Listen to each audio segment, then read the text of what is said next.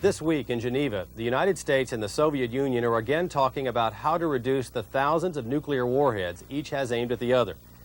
While they're far removed from the high-level talks, the two people we want you to meet tonight know much more about nuclear war than those negotiators in Geneva. They've been living with the horrible images of radiation and death since the summer of 1945, when the United States dropped 2 atomic bombs on Japan. All you could see is that cloud rising, bubbling, with greenish, purple, orange fire in it, boiling and churning inside. Picture of hell. It was just like Dante's Inferno. I was under everything. That was 2-story building, and I was underneath.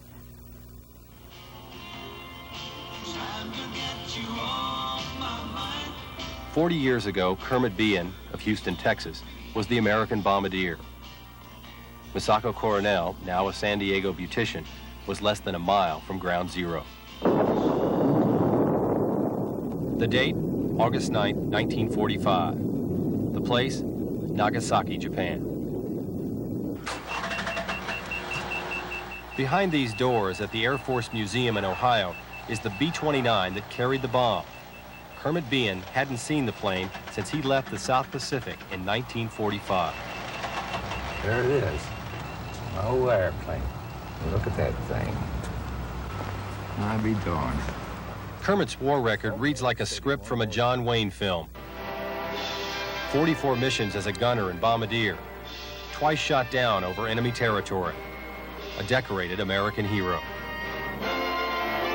But it would be his last mission that the world would remember. He was recruited for the secret project by Squadron Commander Colonel Paul Tibbets. He didn't tell me much about it. He said we got a special thing come up that may help to bring the war to an early end. As I recall, that's all he said. He said, we got a gimmick. We got a new weapon, we call it a gimmick. But don't speculate, don't try to guess what it is. Just go ahead and do your job. After the Hiroshima mission, why, it was decided to give him the old 1-2 punch. The second punch was a plutonium bomb called Batman. It was carried on a B-29 like this one. The primary target, Kokura. There was some anxiety about the mission, and I don't think we all slept extremely sound the night before. There was good reason for Kermit's anxiety. The flight was plagued by fuel and weather problems. Behan was ordered not to drop the bomb unless he could actually see the target through his viewfinder. Radar was not to be used. So Kokura was saved by cloud cover. We made our initial approach. I said, no drop, can't see it. So we circled and came back 180 degrees the opposite way. Still couldn't see the target. At that time, I knew it was hopeless. And so we left the primary target, Kokura, and took a direct line to Nagasaki. On that summer morning, Misako Coronel was 12 years old. School was out, and she was in the center of Nagasaki with her 5-year-old brother. The weather over Nagasaki visibility was very poor. 8 to 9/10 cloud cover. I was just straining to try to see something. And about 5 minutes down bomber, I saw a hole over to the right open up and got a brief glimpse of what appeared to be the specified aiming point. Right in the area of the cloud was an oval racetrack. Now, that's not much a thing to hit with an atomic bomb, people say. But I knew that thing was so much like a bullseye on a target. I could put my crosshairs on there and synchronize with much quicker than I was aiming at something else.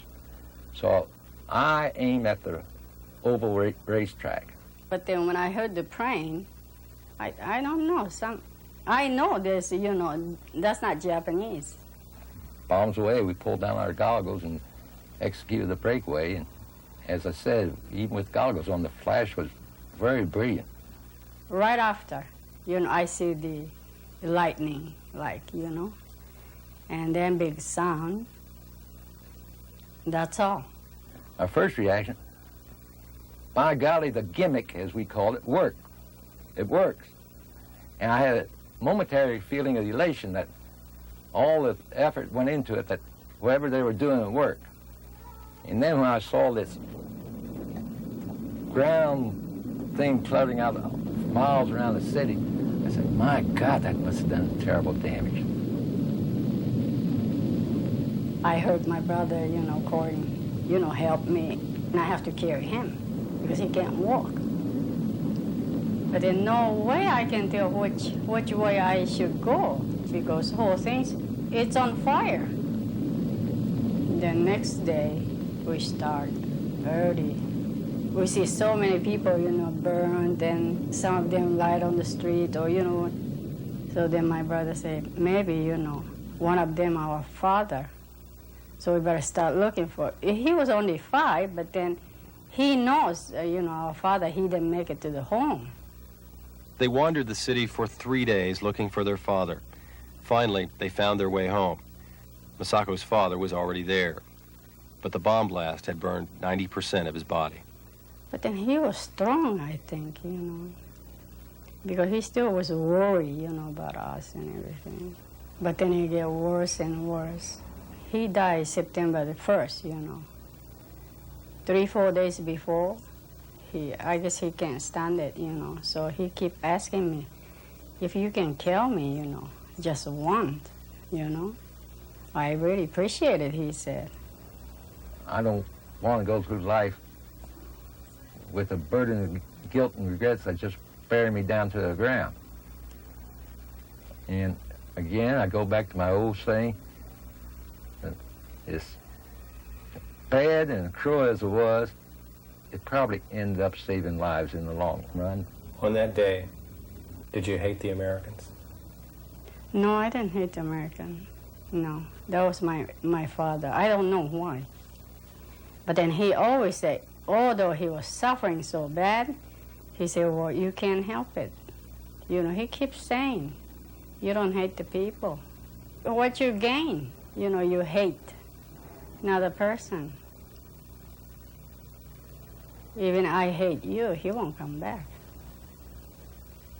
Today, if one of the survivors or several of the survivors were to meet you, what would you say to them? I'll say I'm sorry. And sincerely say I'm sorry, and mean it.